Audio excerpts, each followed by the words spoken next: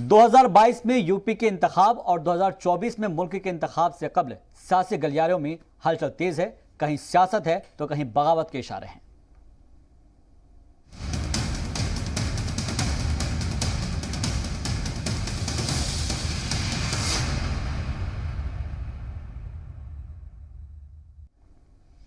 तो हमारी खास पेशकश कहीं सियासत कहीं बगावत में आपका खैर मकदम है। हमारी खास पेशकश का नाम सियासत और बगावत इसलिए है कि जिस तरह से आइंदा इंतखाब की तैयारी पूरे मुल्क में नजर आ रही है, किसी सियासी जमात में सियासत देखने को मिल रही है तो किसी सियासी जमात में बगावत के सुर नजर आ रहे हैं। कोई घर वापसी कर रहा है तो कोई सालों बाद पार्टी से राब्ता तोड़कर चला जा रहा है। कहीं लीडरान नाराज है तो उसको मनाने की कोशिश हो रही है तो कहीं बागियों को वापस लाने की साजिश हो रही है।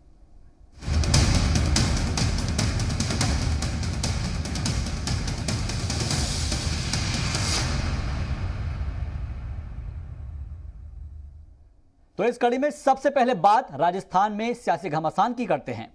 कांग्रेस के दिग्गज लीडर और राजस्थान के साबिक नायब वजीर आला सचिन पायलट को लेकर रियासत में सियासी पारा चढ़ा हुआ है। सुर्खियां हैं कि पायलट अशोक गहलोत की क़यादत वाली हुकूमत से नाराज है।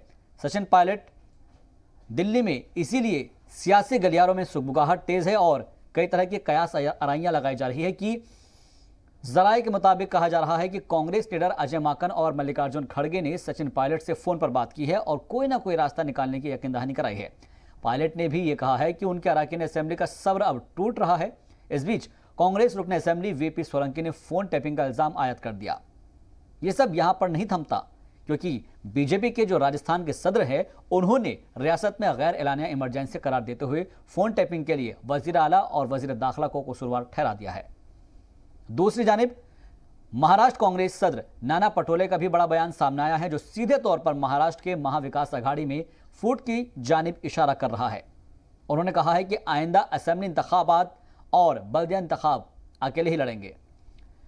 उधर पंजाब में भी कई दिनों से कैप्टन अमरिंदर सिंह की कैप्टनसी को लेकर आला क़यादत से मुलाकातों का सिलसिला जारी है।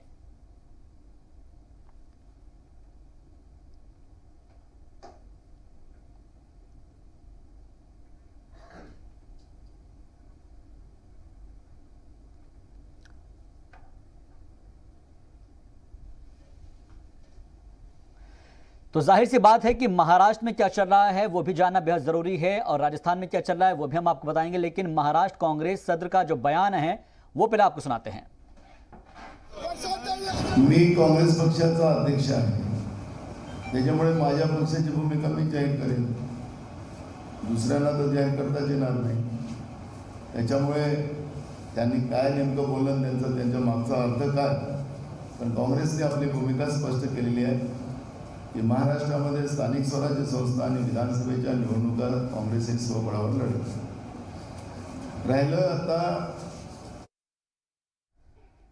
तो हमने देखा है कि महाराष्ट्र हो फिर चाहे वो राजस्थान हो या फिर पंजाब हो, कांग्रेस में जो कश्मकश के हालात है उसी को लेकर हमारी ये खास पेशकश जारी है।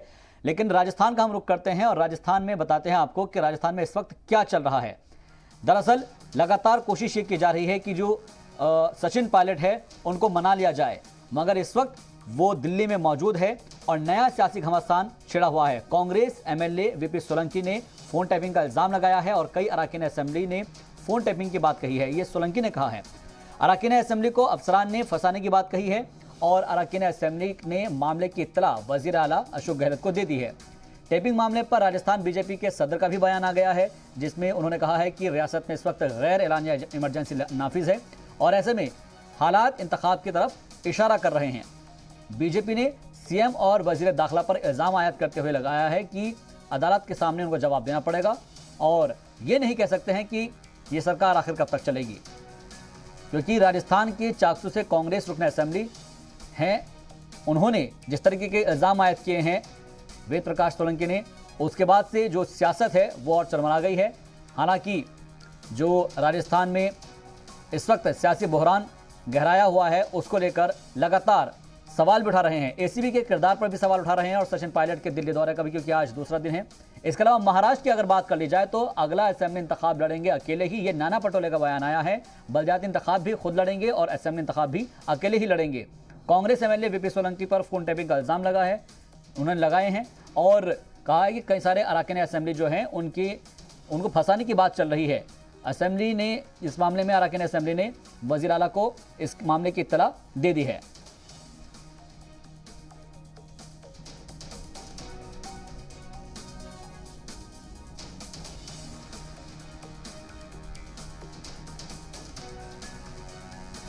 और राजस्थान से हमारे जी मीडिया नुमाइंदे शशि जुड़ रहे हैं, साथ ही हमारे साथ संजीव कौशिक जी जुड़ रहे हैं, सियासी तज्जियाकार हैं। आप दोनों का बहुत बहुत इस्तकबाल है। शशि, सबसे पहले मैं आपसे जानना चाहूंगा कि राजस्थान की सियासत में इस वक्त क्या चल रहा है, क्योंकि जो ग्राउंड जीरो की रिपोर्ट आप ग्राउंड पर रहकर बता सकते हैं, शायद बहुत ही कम लोग इसको जानते होंगे, क्योंकि आप लगातार इस खबर को कवर भी कर रहे हैं। मैं आपसे समझना चाहूंगा, इस वक्त कहा यह जा रहा है कि सचिन पायलट दिल्ली में हैं, तो क्या राजस्थान की सरकार ऑटो पायलट मोड पे चल रही है या फिर गहलोत वहां के पायलट बने हुए हैं अभी भी? देखिए, अभी तो गहलोत ही राजस्थान के पायलट बने हुए हैं, क्योंकि पायलट को जब पीसीसी चीफ के पद से हटाया था, मंत्रिमंडल से हटाया था, उसके बाद से उनकी मंत्रिमंडल में वापसी नहीं हुई है। 10 महीने हो गए हैं और पायलट कैंप अपना इंतजार कर रहा है कि कब उनको मंत्रिमंडल में शामिल किया जाए। बहरहाल कुछ जगह इस बात की सुगबुगाहट है कि जून में मंत्रिमंडल विस्तार हो सकता है, लेकिन अशोक गहलोत के करीबी लोगों का कहना है कि इस महीने मंत्रिमंडल विस्तार की कोई संभावना नहीं है। हालांकि इससे पहले भी अजय माकन तारीखें देते आए हैं कि जल्दी सुलह हो जाएगी, समझौता हो जाएगा। राजनीतिक नियुक्तियों की बात आई तब उन्होंने 31 दिसंबर 2020 की तारीख दी थी। काफ़ी दिन हो गए, 31 दिसंबर 2020 को भी बीते, लेकिन अब उसके बाद अजय माकन ने तारीख देना बंद कर दिया है। पीसीसी चीफ गोविंद सिंह डोटासरा हैं, वो कहते हैं 30 जून की तारीख होगी। लेकिन इस बीच दबाव पूरी तरह से बनाया जा रहा है पायलट कैंप की तरफ से, और अब वेद प्रकाश सोलंकी कहते हैं कि उनके पास कांग्रेस के ही 2 विधायक आए शनिवार सुबह, और वो कहते हैं कि उनके फोन रिकॉर्ड हो रहे हैं। तो क्या वेद प्रकाश सोलंकी का भी फोन रिकॉर्ड हो रहा है? ऐसा उन्होंने सोलंकी को कहा। सोलंकी ने कहा कि अभी मेरा फोन रिकॉर्ड नहीं हो रहा और ना मुझे इस चीज का पता लगता है, और अगर कोई रिकॉर्ड कर रहा है तो उसे इसका कोई फर्क नहीं पड़ता। लेकिन सवाल ये कि अगर कोई रिकॉर्ड कर रहा है तो वो किस लिए? क्या पायलट कैंप की बातों को सरकार जानना चाहती है? और अगर कोई फोन रिकॉर्डिंग इस तरह हो रही है तो क्या वो ऑफिशियल स्टेटस में हो रही है? इस चीज को लेकर बीजेपी भी हमलावर हो गई है। सतीश पूनिया जो बीजेपी के प्रदेश अध्यक्ष हैं, वो कहते हैं कि सरकार साफ करे कि आखिर किन किन विधायकों के फोन टेप हो रहे हैं।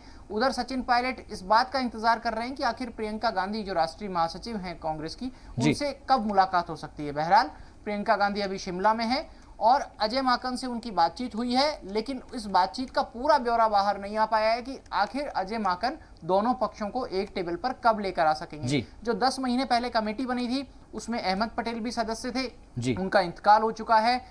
इसके अलावा केसी वेणुगोपाल और अजय माकन उस कमेटी के हैं, लेकिन अभी तक भी दोनों पक्षों को एक टेबल पर नहीं ला सके हैं। राजस्थान में अगर मंत्री पद की बात करें तो 21 मंत्री हैं कुल, मुख्यमंत्री को मिला करके, और पूरी मंत्री परिषद, पूरी काउंसिल ऑफ मिनिस्टर्स में 30 मंत्री कुल हो सकते हैं। इस तरीके से 9 सीटें जो है वो खाली हैं, लेकिन इन 9 बिल्कुल ये आंकड़ों की बाजीगरी भी हम समझेंगे। शशि, आपसे हम आपके पास लौटेंगे जब आएंगे, तो आपसे इन आंकड़ों की बाजीगरी भी समझेंगे, क्योंकि आप 21 मिनिस्टर्स बता रहे हैं और जो मैक्सिमम है 30 बता रहे हैं। इस वक्त हमारे साथ अनिला सिंह जी जुड़ गई हैं बीजेपी की जानिब से। मैडम, आपका बहुत बहुत इस्तकबाल है जी सलाम पर।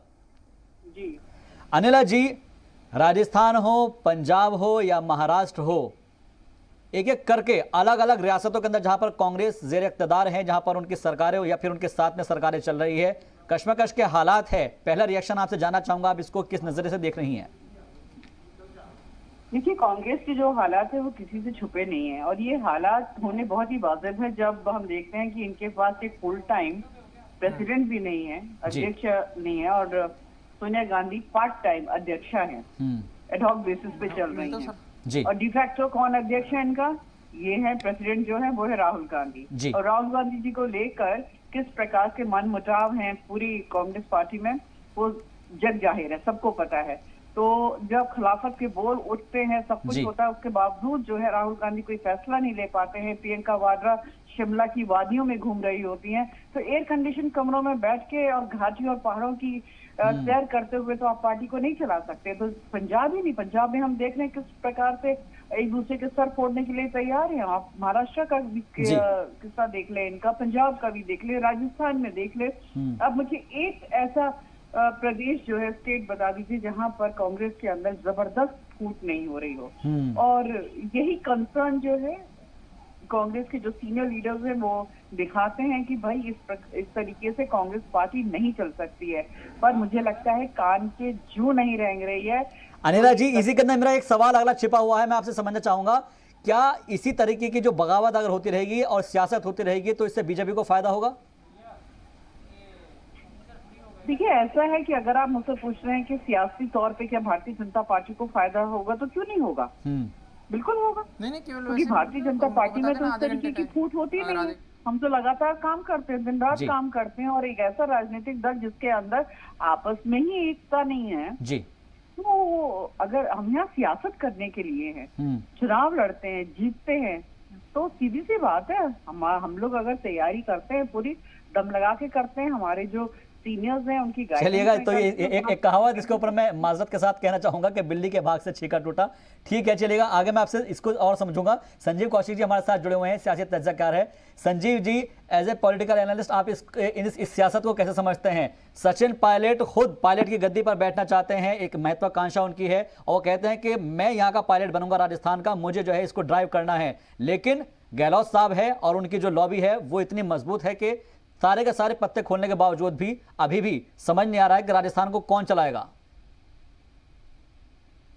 काफी कद्दावर और युवा नेता है, जवान नेता है। निश्चित तौर पर पिछले वर्ष भी हमने देखा था कि इस तरह की संकट आई और वक्त भी सुलझा लिए गए थे इस संकट को। मेरा मानना यह है कि आज से पिछले वर्ष की यदि तुलना की जाए तो इससे ज्यादा विधायकों के साथ वो दावेदारी कर रहे थे और उस वक्त भी वो बात मान ली थी उन्होंने आला कमान की, और इस बार भी यदि उनकी चर्चा हो रही है तो आप और हम खूब जानते हैं कि इस बार उनके साथ कितने विधायकों की संख्या है।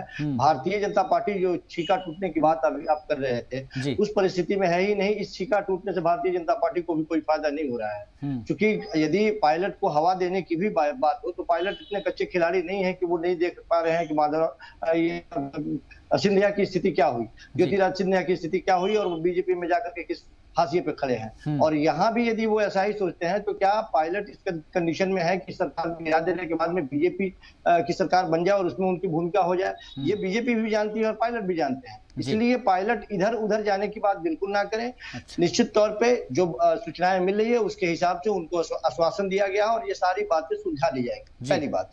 और दूसरी बात कि भारतीय जनता पार्टी इतना चकती हुई दिखाई देती है, ये कहते हुए भारत के इतिहास में पहली बार ऐसा कोई सरकार आया जिसने कहा कि विपक्ष मुक्त हम हिंदुस्तान देंगे, कांग्रेस मुक्त हम हिंदुस्तान देंगे। ऐसे आप कांग्रेस मुक्त और विपक्ष मुक्त करेंगे सारे लोगों को अपने पाले में डाके, और उसके बाद में, और वो भी चुके हुए तीर की बात आप कर रहे हैं। जितिन प्रसाद को आपने ले लिया, जितिन प्रसाद जो लगातार लड़ते रहे, आप ही के मुख्यमंत्री से लगातार लड़ाई करते रहे, अभी किस मुंह से जाकर उनकी तारीफ करेंगे? तो देखिए, इन लोगों के जेहन में ये है कि कोई भी वर्तमान में यदि आ रहा है तो आने दो उसको, आना और जाना। कितने दावेदारी के साथ हमने देखा है कि 100 से ज्यादा सीटों पर बढ़त बढ़ाने वाला शुभेंदु अधिकारी, क्या हुआ?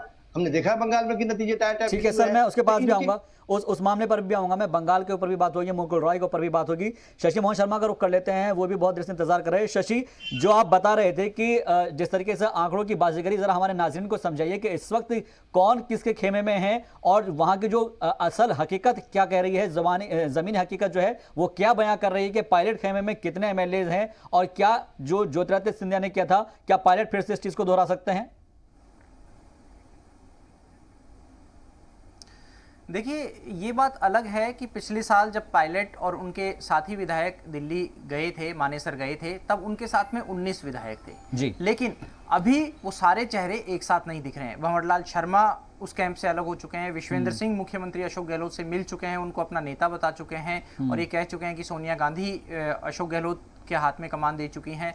PR मीणा, उनके कुछ निजी हित हैं। PR मीणा दरअसल उनकी कुछ माइंस हैं, उन माइंस के चलते उनका कोई नुकसान, काम का नुकसान नहीं हो, इसलिए वो अशोक गहलोत के समर्थन में बोलते तो हैं, लेकिन अपना नेता अभी भी सचिन पायलट को बताते हैं। पायलट के पास में संख्या बल कितना है कितना नहीं, ये एक अलग विषय है, लेकिन कई नेता ऐसा कह चुके हैं KC वेणुगोपाल को अपने फीडबैक में कि वो पार्टी आलाकमान के साथ है, यानी पार्टी का आलाकमान जिस भी नेता के हाथ में कमान देगा वो उसके साथ में रहेंगे, पार्टी के फैसले के साथ में रहेंगे। बात यह है कि क्या कांग्रेस सचिन पायलट में अपना भविष्य देखती है? क्या सचिन पायलट में कांग्रेस को ये लगता है, संभावना लगती है कि राजस्थान में वो फिर से उनकी पार्टी की सरकार बनवा सकते हैं, रिपीट करवा सकते हैं? या 1993 से जो एक बार कांग्रेस एक बार बीजेपी का टर्नओवर टर्न अराउंड जो होता है वो चलता आ रहा है, वो चलता रहेगा क्या? इसको कैसे रोका जा सकता है? क्या फिर से कांग्रेस बीजेपी को सत्ता सौंपने के लिए तैयार है, या बीजेपी से मुकाबला करेगी, डट करके लड़ेगी और अपनी पार्टी की सरकार? लेकिन शशि, आला क़यादत के अंदर तो कुछ समझ ही नहीं आ रहा ना। किसके पास? आला क़यादत की बात कही जा रही है शशि मोहन, पायलट के पास, और ये कहा जा रहा है कि आला क़यादत से बातचीत होगी, उनसे मुलाकात करेंगे, लेकिन 2 दिन हो गए तकरीबन सचिन पायलट को मिलने के लिए वो बैठे हुए। आला क़यादत उनसे बात करने को तैयार नहीं है। प्रियंका गांधी वाड्रा को कुछ पता नहीं है। वो लगातार कोशिश की जा रही है कि पायलट आज मिलेंगे, थोड़ी देर बाद मिलेंगे, रात तक मिल जाएंगे, लेकिन अभी तक प्रियंका वाड्रा का कुछ पता नहीं चल पा रहा है कि उन्होंने मुलाकात की है नहीं की है, या फोन पर कुछ बात हुई है नहीं। देखिए, ये कांग्रेस नेतृत्व की एक बड़ी खामी कह सकते हैं, या उनकी वर्किंग स्टाइल कह सकते हैं। इससे पहले भी कई नेताओं को इस तरह इंतजार करना पड़ा है, और हमने असम में देखा है जिस तरह मौजूदा मुख्यमंत्री हिमंता बिस्वा शर्मा, जो एक समय कांग्रेस में हुआ करते थे, वो कहते थे कि राहुल गांधी जब कांग्रेस के अध्यक्ष थे तो उनके पास में दूसरे गैर जरूरी काम करने के लिए वक्त था, लेकिन पार्टी के नेताओं से मिलने का वक्त नहीं था। ये अपनी पार्टी के आलाकमान के ऊपर किसी भी नेता की तरफ से उठाया गया एक बहुत बड़ा सवाल होता है। तो आपके परिवार के, आपके कुनबे के जो लोग हैं, उनको आप कितना सहेज करके रख सकते हैं, ये गंभीर बात है। लेकिन अशोक गहलोत वो फॉर्मूला रखते हैं जो पार्टी सरकार में रिपीट करा सकते हैं, या सचिन पायलट के पास वो फॉर्मूला है, या कोई और चेहरा, बीडी कल्ला, हरीश चौधरी, सीपी जोशी, किस चेहरे के पास में आखिर वो हुनर है, उसी के ऊपर निर्भर करता है कि कांग्रेस का आलाकमान क्या फैसला लेगा। बाकी अशोक गहलोत के जो करीबी लोग थे, उनमें अहमद पटेल का भी नाम शामिल था, वो अब इस दुनिया में नहीं रहे, लेकिन ऐसा कहा जाता है कि अशोक गहलोत की एआईसीसी तक बड़ी पकड़ है, और पार्टी में कोई भी काम होता है तो उसकी खबर उनको रहती है, चाहे वो उनसे जुड़ा हुआ काम हो चाहे नहीं हो, और यही बात उनको एक मजबूत नेता के रूप में उभारती है। बहरहाल सचिन पायलट अपने युवाओं की टीम के साथ, अपने विधायकों की टीम के साथ, जिन लोगों के साथ में वो लगे रहे, उनके साथ में अभी भी खड़े हैं। बताया ये जा रहा है कि उनको एआईसीसी में महासचिव की पोस्ट ऑफर हुई है, लेकिन वो कह रहे हैं कि राजस्थान से बाहर वो नहीं जाना चाहते। क्या वो 2023 में जो चुनाव होंगे उसमें राजस्थान में अपना भविष्य देखते हैं, या उसके भी 5 साल बिल्कुल, ये 2023 के अंदर की इस चीज का फैसला हो जाएगा। जयेश हमारे साथ महाराष्ट्र मुंबई से जुड़ रहे हैं। जयेश, इस वक्त महाराष्ट्र के क्या हालात है? क्योंकि जिस तरीके से नाना पटोले का बयान आया है, सीधे तौर पर उससे तो लगता है कि महाआघाड़ी की सरकार के अंदर कुछ नाराजगियां होंगी, तभी उन्होंने इस तरह का बयान दिया है। जी बिल्कुल ही, जहां एक तरफ राष्ट्रवादी के जो नेता है शरद पवार जी, वहाँ वो एक तरफ आने वाले जो चुनाव है वो कह रहे हैं कि हम आघाड़ी करके लड़ेंगे, और दूसरी तरफ ही वहीं कांग्रेस के जो प्रदेश अध्यक्ष है नाना पटोले, इनका कहना है कि हम आने वाले सभी चुनाव जो है वो हमारे खुद के बलबूते पे लड़ेंगे। तो ये दोनों जो स्टेटमेंट इस तरह से आ रहे हैं, ये दोनों को देखते हुए इस तरह से लग रहा है कि आने वाले चुनाव में जो है ये आघाड़ी नहीं बल्कि हर पक्ष कोई अपने तरीके से ये चुनाव लड़ने जा रहा है। इस तरह के चिन्ह फिलहाल दिखाई दे रहे हैं। जी ठीक है, मैं आपके पास फिर से लौटूंगा। हमारे साथ संजीव कौशिक जी जुड़े हुए हैं। संजीव कौशिक जी, सिर्फ एक राजस्थान की ही बात नहीं है, सचिन पायलट भले ही चाहे कुछ भी कर रहे हो, लेकिन महाराष्ट्र की जो तस्वीर है वो भी अपने आप में बहुत कुछ बयां कर रही है। नाना पटोले का बयान अपने आप में बहुत कुछ बयां कर रहा है। उनका ये कहना है कि अगला जो इलेक्शन है वो अकेले में हम लड़ेंगे। देखिए, यहाँ 2 बातें हैं। पहली बात तो ये कि स्टेट लेवल पे यदि कोई अलायंस है और वहाँ पे सरकार है तो उस पर कहीं कोई खतरा नहीं है, वो 5 साल तक चले। लेकिन इसमें सुगबुगाहट ये भी थी कि 2.5 साल पूरे होने के बाद में एनसीपी के द्वारा अपने मुख्यमंत्री की मांग की जाएगी। ये भी, इसे भी हम अलग रख देते हैं। सवाल ये है कि क्या जब स्टेट लेवल पे कोई गठबंधन हो तो उसे जरूरी है कि हम पंचायत लेवल पर ले जाए या फिर राष्ट्रीय स्तर पर ले जाए। ये दोनों बातें अलग अलग हैं। यदि यहाँ पे चुनाव करने की बात है तो जिस तरह से प्रशांत किशोर वहां पे पहुंचे और जो एक बयान आया, जिस तरह से जाहिर सी बात है कि जब गठबंधन की बातें होती हैं तो गठबंधन में जितने लोग होते हैं, जितनी पार्टियां होती हैं, उन लोगों के साथ एक मीटिंग करके सार्वजनिक तौर पर एक बयान देने की बात होती है। लेकिन अलग अलग जब बयान आएंगे तो जाहिर सी बात है कि कांग्रेस पार्टी भी अब एक राष्ट्रीय पार्टी है और उसके भी अपने नियम कानून है और नीति है और उनके भी अपने फॉलोअर्स हैं, उनके भी अपने वोटर हैं, तो उस तरह की बात करेंगे वो। तो ये भी कोई बहुत बड़ी बात नहीं और ना ही सरकार पे संकट है। यदि इस तरह की कोई बात है तो वो भी एक तरह से बैठ के सुलझा लिया जाए। ठीक है, बहुत बहुत शुक्रिया हमसे बातचीत के लिए संजीव कौशिक जी आपका, और इसके अलावा शशि मोहन हमसे जुड़े थे, बहुत बहुत शुक्रिया शशि आपका भी। जयेश आपका भी बहुत बहुत शुक्रिया, और इसके अलावा बीजेपी से हमारे साथ अनिला सिंह जी जुड़ी थी, आपका भी बहुत बहुत शुक्रिया। कुल मिलाकर सियासत फुल ऑन है, सियासत बरकरार है, बगावत लगातार जारी है। ये देखना अहम होगा कि राजस्थान में कांग्रेस सरकार की तरफ से क्या होता है, पायलट के ऊपर क्या एक्शन लिया जाएगा, या फिर पायलट को कुछ और उनके जो वुज़रा या फिर जो एमएलएज हैं उनको कुछ जिम्मेदारी दी जा सकती है, या फिर नाना पटोले का जो बयान है उसको कैसे कंट्रोल में किया जाएगा, और पंजाब में जो सियासी हालात हैं वो कैसे बरकरार रह पाते हैं, ये देखना वाकई में दिलचस्प होगा मुस्तकबिल में। बस इंतजार कीजिए। देखते रहिए जी सलाम।